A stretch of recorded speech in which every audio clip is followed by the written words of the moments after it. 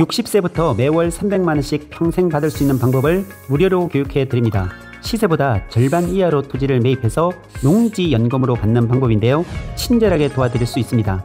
혼자 하려면 정말 막막합니다. 그러나 해본 경험이 있는 사람들이 알려주면 아주 쉽습니다. 작은 용기가 인생을 바꿀 수도 있습니다.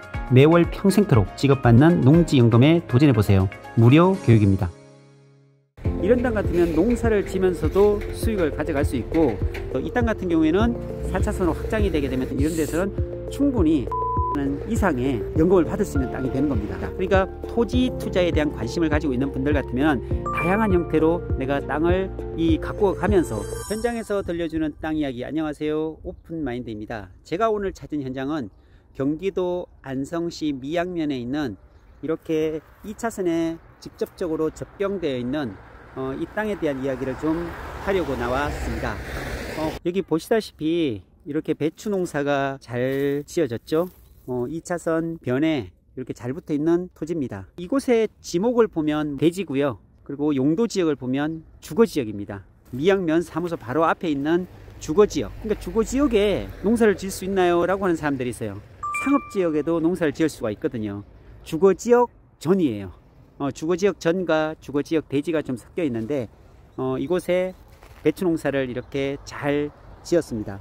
우리가 흔히 농지라고 하면 전, 답, 과수원을 농지라고 그러잖아요. 이 농지는 우리나라 법의 경자유전의 법칙에 의해서 농사를 짓는 사람이 농민이죠.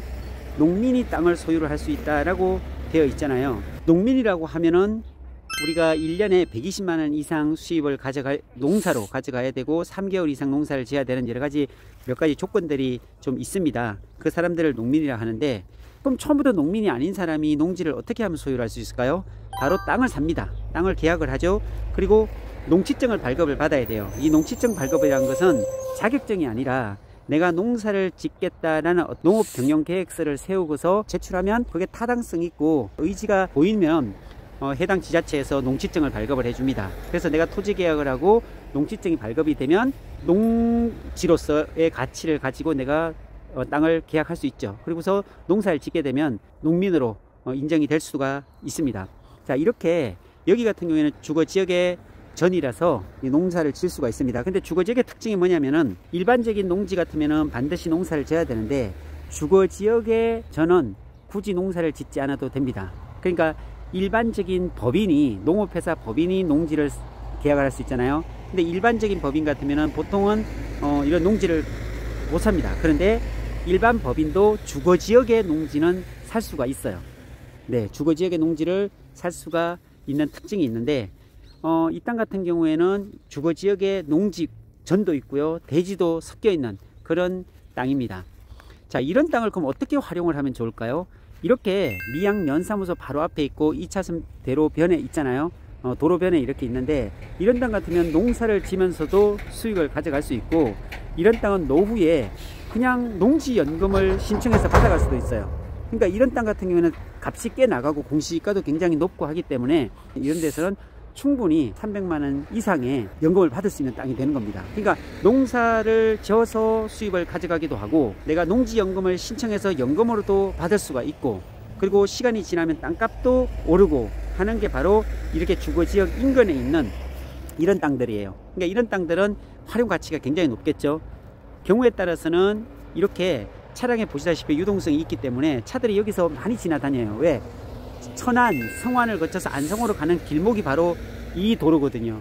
이 도로를 따라서 유일하게 올라가야 되기 때문에 차량의 어떤 유동성도 꽤 있다고 볼 수가 있겠죠. 이 땅 같은 경우에는 이 앞으로 여기 2차선인데 4차선의 계획이 있어요. 4차선으로 확장이 되게 되면 사거리 기퉁이에 붙어 있는 이런 땅 같으면 향후에 원룸을 진다든지 여기에 소매점이라든지 뭐 주유소 같은 걸 해도 되고요. 굉장히 활용도가 높은 땅이 될 수가 있습니다. 그리고 이 앞쪽에 보면 미양 3산업단지가 한 6만 평 정도가 계획이 되어 있거든요. 여기에 바로 한 100m 앞쪽에 보면요.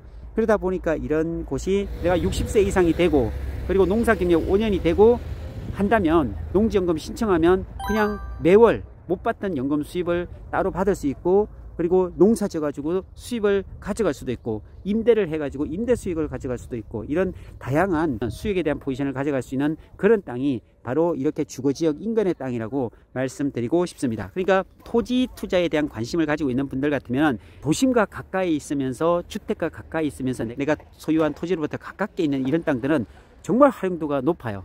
내가 어떤 주말 농장을 좀 할 수도 있고요, 주변에 아는 사람한테 농사 짓게끔 할 수도 있고, 다양한 형태로 내가 땅을 갖고 가면서, 그리고 땅의 값이 상승되기도 하고, 그리고 농지연금으로 신청하면 또 연금 수익도 받을 수 있는 활용 가치가 높은 땅이 바로 이렇게 도시에 가까운 땅, 주거지역에 있는 땅이라고 말씀드릴 수가 있습니다.